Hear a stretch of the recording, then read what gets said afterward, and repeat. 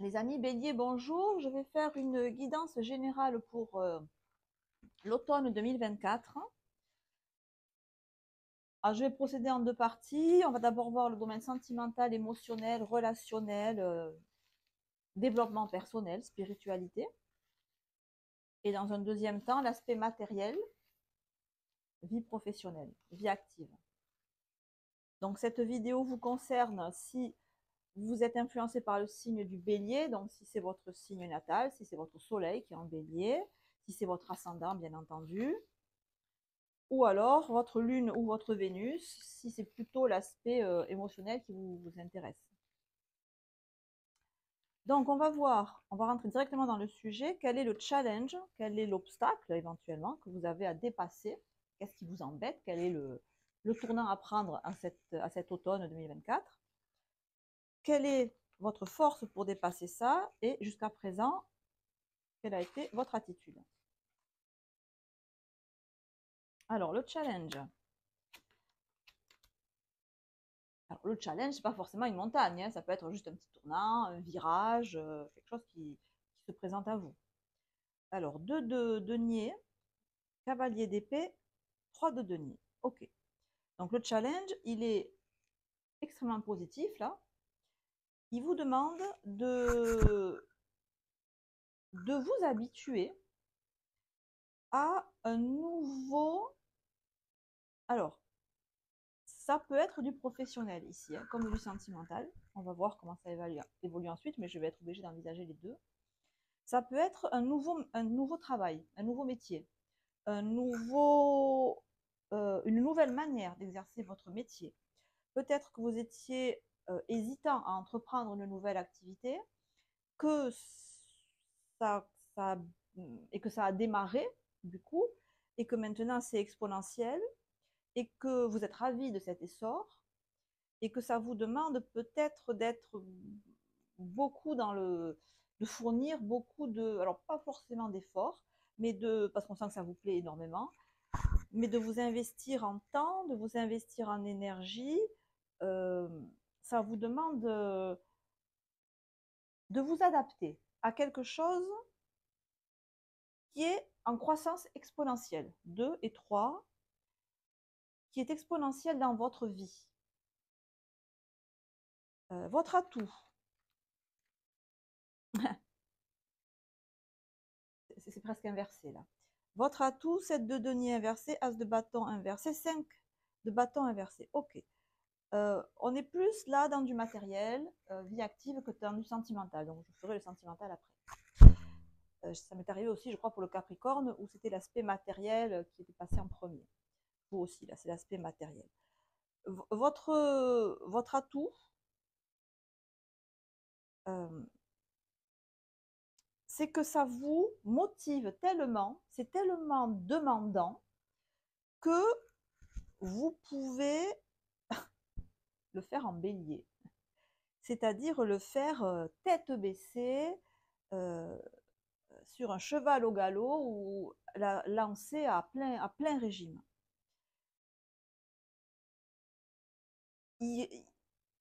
Vous pouvez faire beaucoup. Vous pouvez faire très vite, vous pouvez faire très fort, vous pouvez fournir un effort qui pour vous n'en est pas un, énorme, en termes d'énergie, en termes de travail, en termes de présence, en termes d'efficacité. Vous pouvez abattre un travail colossal.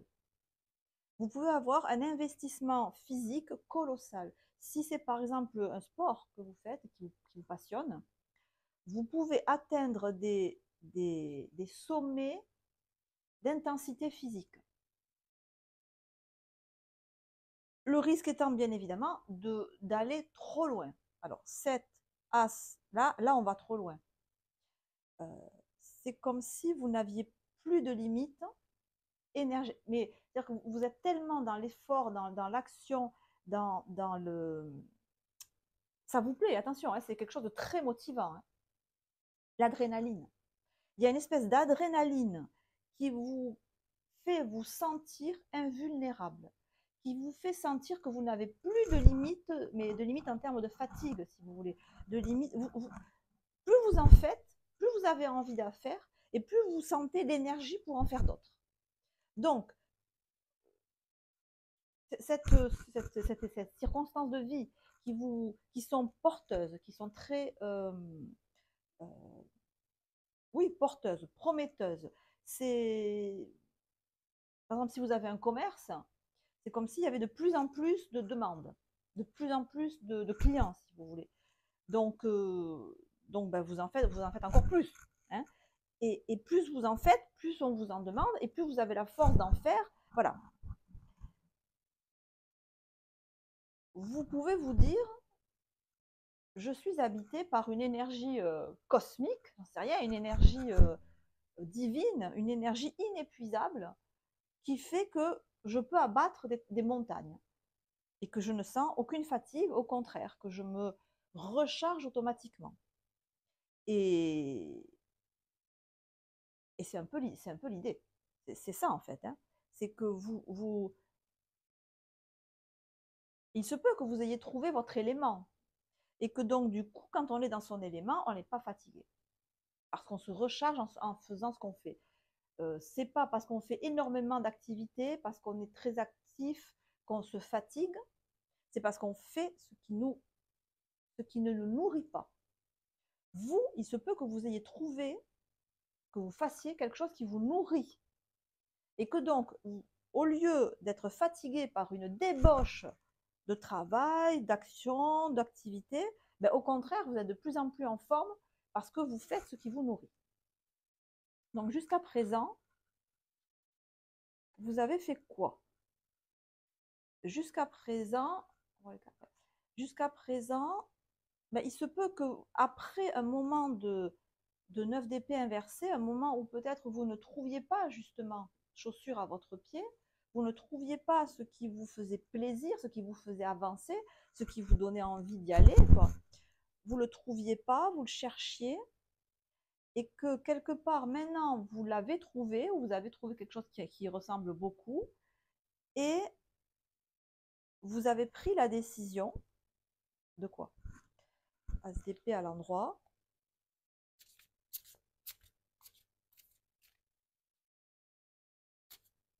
Que ça vous ait donné un moral d'acier, que ça vous ait donné que vous avez pris la décision maintenant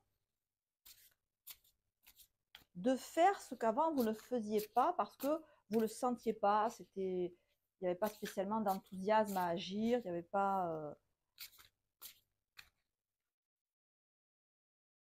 Alors, on a le 6 de coupe. Donc, on retombe dans cette idée d'avoir trouvé, d'être dans son élément. Et d'être, quand on est dans son élément, effectivement, on n'est jamais fatigué parce qu'on fait ce qu'on aime. Ça peut aussi être, c'est vrai qu'on est chez les béliers, ça peut aussi être que vous avez rencontré quelqu'un avec qui ça match, mais ça match beaucoup. Ça match vraiment beaucoup. Le 6 de coupe, ça peut être la carte de l'âme sœur, même si je ne crois pas trop à ce concept. Je ne crois pas du tout, mais enfin, ça peut que vous ayez, enfin, dans tous les tas de cas, ça veut dire que vous avez rencontré quelqu'un. Au début, ouais, peut-être que vous disiez oui, je sais pas, peut-être, mais bon, voilà, hein, un peu sceptique, et que ça est collé pas mal, en fait, entre vous, en termes de, ben voilà, on aime les mêmes choses, on aime faire les mêmes activités, on s'exprime un peu de la même manière, ou alors si on ne s'exprime pas de la même manière, on se complète très très bien. Peut-être que vous pouvez être très extraverti, très, et l'autre plutôt introverti, et que les deux, voilà, vous déverrouillez votre partenaire et votre partenaire vous tempère. Euh, ouais, il peut y avoir ça. Avec le 6 de coupe, ça peut vouloir dire ça. Et du coup, on peut être ici dans une énergie effectivement débordante. Il peut y avoir aussi une très belle entente physique et sensuelle entre vous, qui fait que tout ce qui était difficile pour vous avant, ben maintenant, tout ce qui était 9 d'épée inversé, tout ce qui vous minait, tout ce qui vous donnait pas envie d'y aller, il peut y avoir eu aussi un petit peu de déprime, voire de dépression, ou de très gros passage à vide, on va dire. sur lesquels vous ne vous êtes peut-être pas appesanti et qui maintenant ont volé en éclats et qui volent en éclats avec cette relation qui effectivement peut être extrêmement qui vous propulse, qui vous ouais, qui vous propulse. J'avais l'image de la fusée qui décolle. Mais il y a sûrement ça, il y a vraiment une très, très belle entente entre vous, pour certains évidemment, qui fait que tout est facilité et que vous retrouvez une force de caractère que vous pouviez avoir peut-être un peu mis de côté, perdu en fait. Donc voilà, ça peut être là pour le coup autant du sentimental, mais si c'est du sentimental, il n'y a pas de coupe, il n'y a que là. C'est du physique, c'est une relation physique euh, qui se passe très très bien. Alors attention, je ne dis pas que c'est pas du tout profond, hein, je ne dis pas ça. Je dis simplement qu'il y a beaucoup de plaisir entre vous. C'est une bonne chose. C'est pas une relation éthérée, si vous voulez. C'est pas une relation à distance. C'est pas quelqu'un avec qui vous parlez sur les réseaux sociaux. C'est pas quelqu'un à qui sur qui vous fantasmez. Non, non, non. C'est quelqu'un avec qui vous êtes en contact direct, mais très direct. C'est à, c'est à ça que parle ce tirage. Alors avec l'oracle de Jane Austen, on a Londres. Votre goût prononcé pour le divertissement pourrait vous mener hors des sentiers battus. C'est si c'est quelqu'un avec qui vous vous entendez bien, là, sentimentalement et émotionnellement, vous partagez le même goût, les mêmes plaisirs. Vous partagez les mêmes plaisirs. Vous vous divertissez avec les mêmes choses. C'est très rieur. Voilà, c'est très. Alors, je dirais pas c'est enfantin. Je dirais c'est plutôt comme si c'était deux adolescents qui se retrouvaient et qui faisaient les 400 coups ensemble, quel que soit votre âge. C'est une énergie d'adolescent ici qui s'exprime. Et pour le coup, que ce soit du sentimental ou du matériel, euh, vous êtes dans une envie de vous faire plaisir, à tout seul ou à deux, en faisant des choses un peu folles euh, sur un coup de tête ou sur des coups de tête.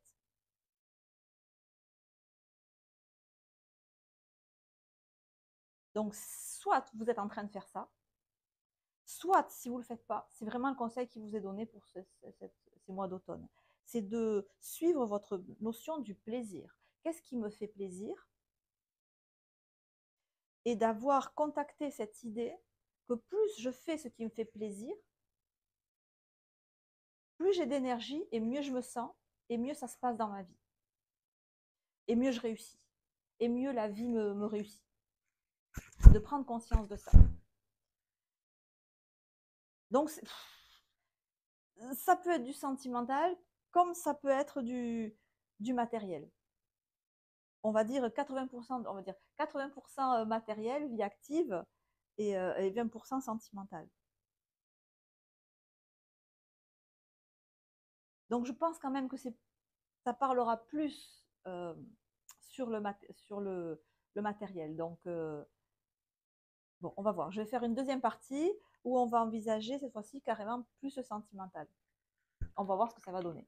Amis Bélier, on se retrouve maintenant pour envisager donc a priori la partie sentimentale, parce que les cartes tout à l'heure étaient plus orientées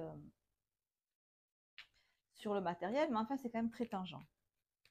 Alors on va voir ce que nous disent ici avec l'oracle du soleil, donc pour l'automne 2024.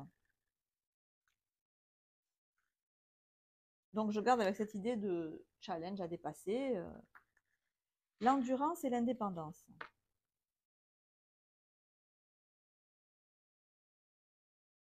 Ok.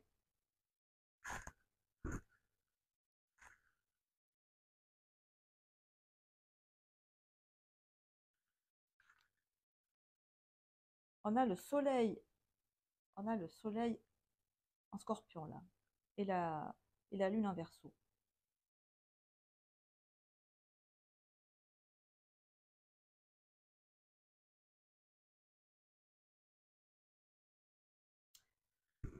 Alors effectivement, je pense qu'on est plus ici dans le domaine sentimental, ou du moins dans le domaine plus vie intérieure. C'est les deux aspects de votre personnalité qui apparaissent ici. Il y a à la fois un côté très solaire, mais solaire, j'aime en découdre, mais gentiment, mais j'aime un peu la lutte, j'aime un peu me friter. Même si je t'aime, je vais aller te chercher, je vais aller te titiller, je vais chercher quelque part un petit ou un gros rapport de force avec les gens que j'aime, avec mon partenaire par exemple. J'aime. C'est le côté, je suis pas gnangnan quoi. Pas, ou alors si je suis gnangnan, c'est 2 minutes. Après ça me gave. Il y a ce besoin pour avoir une relation sentimentale qui dure avec vous, de savoir que vous avez ce besoin de relation forte, mais dans le sens un peu bras de fer, quoi. Bras de fer sensuel, mais bras de fer. Et que quelque part, ça demande à votre partenaire de l'endurance. C'est pas là pour le coup, c'est pour votre partenaire. Parce que vous êtes comme ça. Vous avez ce rapport à la fois charnel et, et, et combatif dans la vie en général, mais plus particulièrement dans vos rapports sentimentaux. Et la lune en Verseau nous montre que, bon, c'est la lune déjà, c'est tout votre être intérieur, que c'est comment dire, c'est tout votre équilibre intérieur et par là même l'équilibre que vous pouvez avoir dans les relations avec autrui qui dépend de ça. Parce que quelque part, j'ai l'impression que vous avez besoin, dans une relation sentimentale, de garder votre indépendance, mais genre que si vous perdez ça, vous allez mourir en fait. Que si vous perdez, vous avez le sentiment de ne plus être indépendant de l'autre, vous perdez le nord. Vous savez plus où vous en êtes. L'indépendance intérieure, attention, hein, je ne dis pas l'indépendance profonde, le sentiment que vous existez par vous-même, que vous pouvez vivre tout seul ou toute seule, que vous n'avez besoin de personne pour vivre.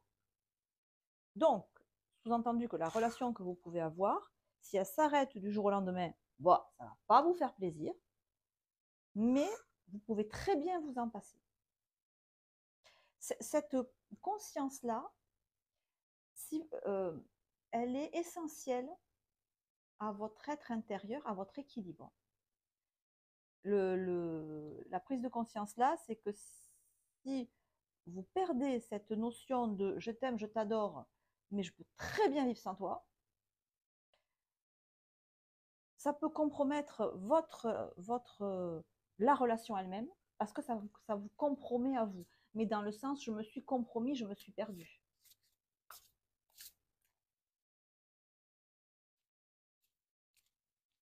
Donc, ce qui serait peut-être judicieux, c'est que si vous avez une relation avec quelqu'un en particulier, là, en ce moment, c'est de lui expliquer ça.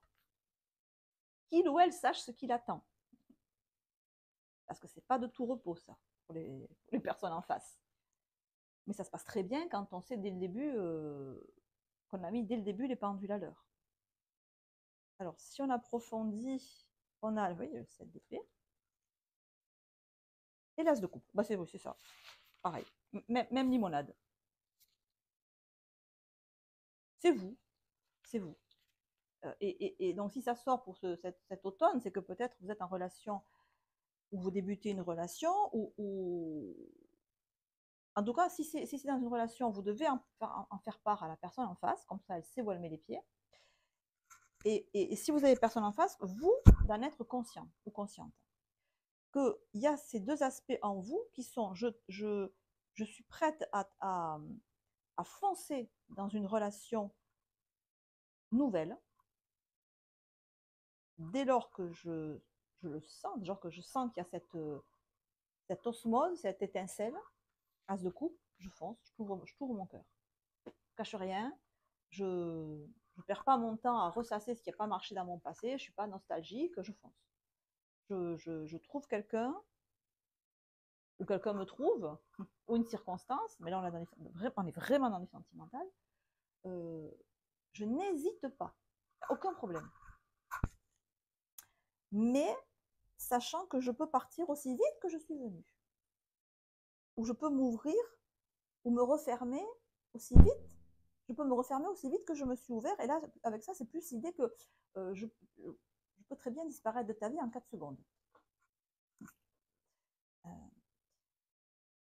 Mais encore une fois, c'est pas de la velléité, c'est pas que vous êtes un coup oui, un coup non, ou qu'on peut pas compter sur vous, ou que vous n'êtes pas fait pour les relations longue durée, c'est pas du tout ça. C'est que vous êtes comme ça, c'est votre nature en fait. Vous avez ce besoin de sentir que vous pouvez partir du jour au lendemain et que vous n'êtes pas dépendant dans la relation.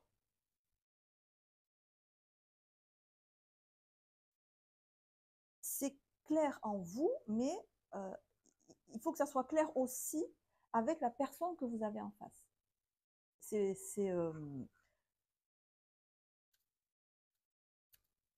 Encore une fois, ça veut pas dire qu'on n'aime pas la personne, c'est que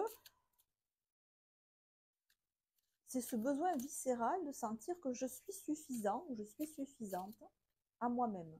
Je me suffis à moi-même. Alors c'est rigolo parce que sur la carte de l'indépendance, on voit une femme qui a un gros ventre. Donc ça fait dire que même si je suis enceinte, jusque-là, euh, je dois pouvoir garder cette liberté-là. Alors c'est un cas extrême. Hein. Une femme qui va accoucher, la liberté, là, elle est vraiment réduite à peau de chagrin. Mais vous gardez cette liberté intérieure qui doit se traduire, pas physiquement, évidemment, vous n'allez pas partir du jour au lendemain, ce n'est pas du tout vos intentions, mais inconsciemment, ça doit rester euh, tout à fait possible dans votre esprit. À partir du moment où il n'y a plus cette liberté-là, vous pouvez, je pense, inconsciemment ou consciemment saboter la relation, même si en face ça va très bien.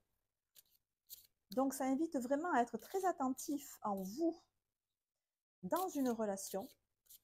S'il n'y a pas de relation, il y a moins de risques. Mais s'il y a une relation, que vous voulez que ça dure, parce qu'on sent que voilà, vous pouvez très bien saboter une relation très belle, une relation où vous aimez la personne, mais où vous êtes perdu, où vous avez perdu ce sentiment d'indépendance. Et donc vous pouvez la saboter ou partir, alors que vous aimez encore la personne. Donc c'est de faire attention à ça. Je pense que c'est quelque chose qui est récurrent, c'est votre nature. Mais si ça sort maintenant, c'est peut-être que voilà, vous êtes dans une relation et qu'il faut mettre bien ça au point, déjà bien ça au clair avec vous-même et bien ça au point avec la personne. Il n'est pas trop tard pour changer certaines habitudes. Oui, c'est très, c'est très euh, pertinent ce tirage. C'est-à-dire que ça tombe au bon moment si vous entamez une relation ou si vous avez une relation avec quelqu'un avec qui vous vous entendez très bien et que vous voulez que ça dure. Parce que, encore une fois, ça, c'est un saboteur. Et c'est une habitude chez vous. Alors, peut-être pas une habitude de tout casser du jour au lendemain ou de planter des relations qui marchent bien, mais c'est une habitude de vie, c'est une habitude, c'est ancré. Donc, il faut vraiment en prendre conscience là. Ne pas considérer que c'est un obstacle à la relation, simplement considérer que c'est votre nature. Et faire bien attention à toujours garder en vous ce sentiment de liberté et d'indépendance. Et savoir, quand vous ne l'avez plus, consciemment, de vous dire, aïe, là, il faut que je me remette en phase avec moi-même, parce que je risque de saboter une très belle relation. C'est la prise de conscience qu'il y a à avoir là dans ces mois d'automne. Les amis béliers, je vous embrasse. Portez-vous bien, on se retrouve très bientôt. Ciao, ciao.